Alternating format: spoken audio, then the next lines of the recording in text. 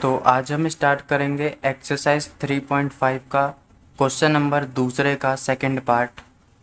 तो सबसे पहले हम इस क्वेश्चन को पढ़ लेते हैं।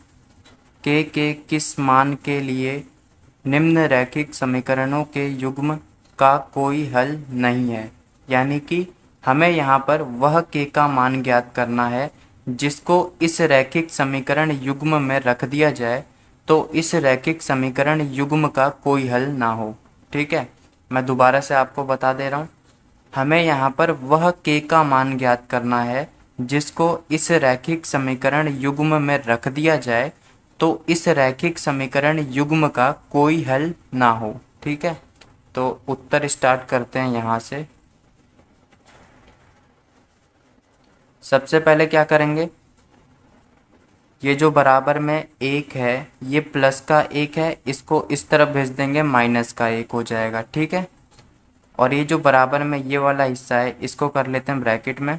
अब ये जो ब्रैकेट वाला हिस्सा है ये प्लस में है, इसको इस तरफ भेज देंगे माइनस में चला जाएगा। ठीक है, तो यहाँ हो जाएगा 3x प्लस वाई।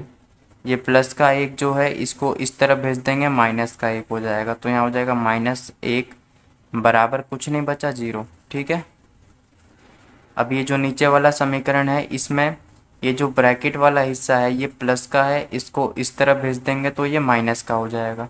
तो यहाँ हो जाएगा ब्रैकेट में 2 के-1 x प्लस k-1 y बराबर ये जो ब्रैकेट वाला हिस्सा है ये प्लस का है, इसको इस तरफ भेज देंगे माइनस का हो जाएगा। तो यहाँ हो जाएगा माइनस ब्रैकेट 2k+1 बराबर कुछ नहीं बचा 0।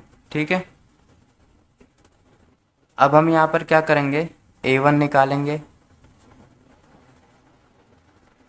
b1 निकालेंगे, c1 निकालेंगे और a2 निकालेंगे, b2 निकालेंगे और c2 निकालेंगे। ठीक है, अब देखिए a1 क्या है, a1 जो होता है वो x के गुणा में होता है। तो यहाँ पर ये जो ऊपर वाला समीकरण है इसमें x के गुणा में क्या है 3 है, तो a1 क्या हो गया 3। तो a1 क्या हो गया 3। अब b1 क्या होगा, b1 जो होता है वो y के गुणा में होता है, तो यहाँ पर y के गुणा में क्या है कुछ नहीं है तो 1 होगा, तो b1 क्या हो गया 1। c1 क्या होगा, ये वाला जो ये लास्ट में बचता है ये होता है हमारा c1, तो c1 क्या है -1, तो यहाँ लिख देंगे -1। अब a2 क्या होगा, तो ये जो नीचे वाला समीकरण है इसमें ये जो x है x के गुणा में जो होगा वो होगा हमारा a2, तो ये होगा हमारा a2 के 2k-1 ये होगा हमारा a2। तो यहाँ लिख देंगे ब्रैकेट में 2k-1। b2 क्या होगा, b2 जो होगा वो y के गुणा में होगा, तो ये जो y है इसके गुणा में क्या है k-1 ब्रैकेट में k-1, तो ये होगा हमारा b2 ब्रैकेट में k-1। ठीक है, और c2 क्या होगा, c2 ये जो लास्ट वाला हिस्सा है ये होगा हमारा c2, तो c2 हो जाएगा हमारा माइनस ब्रैकेट में 2k+1। ठीक है, अब देखिए क्वेश्चन में हमसे क्या बोला गया था, क्वेश्चन में हमसे बोला गया था कि निम्न रैखिक समीकरणों के युग्म का कोई हल नहीं होता। तो किसी भी रैखिक समीकरण युग्म का कब कोई हल नहीं होता, जब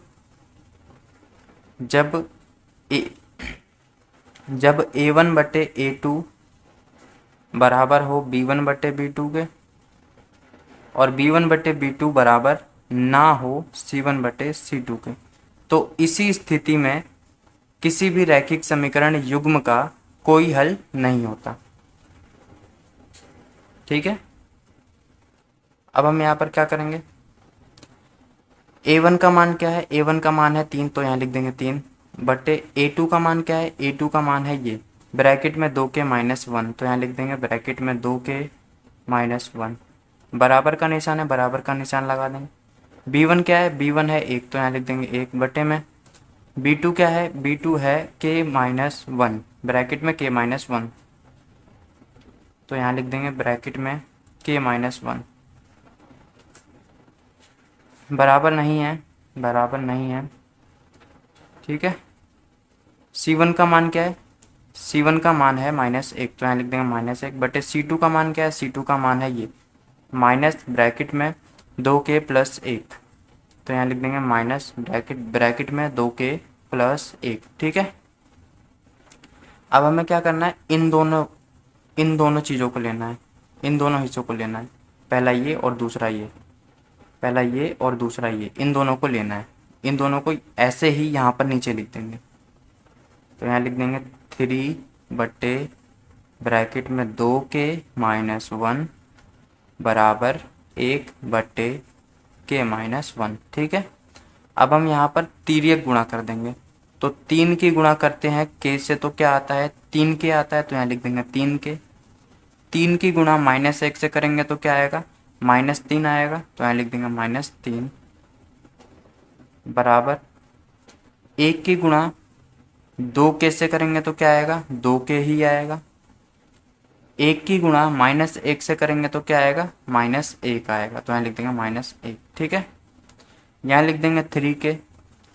अब ये जो 2k है इसको इस तरफ भेजेंगे तो ये माइनस में चला जाएगा, ये जो 2k है ये प्लस में है, तो इसको जब इस तरफ भेजेंगे तो ये माइनस में हो जाएगा, तो यहाँ हो जाएगा -2k बराबर, यहाँ पर -1 बचा, और ये जो -3 है इसको इस तरफ भेज देंगे तो ये +3 हो जाएगा, तो यहाँ हो जाएगा +3, ठीक है। 3k में से 2k गया तो कितना बचा, 1k बचा, ठीक है। 1k लिख दो या k लिख दो, क्या फर्क, एक ही चीज़ है, ठीक है ना। बराबर देखिए माइनस प्लस क्या होता है, माइनस यानी कि घट जाएगा, तो 3 में से 1 गया तो कितना बचेगा, 4, सॉरी 3 में से 1 गया तो कितना बचेगा, 2 बचेगा, ठीक है। तो ये निकल गया k का मान, और यही हो गया हमारा आंसर, ये हो गया हमारा आंसर।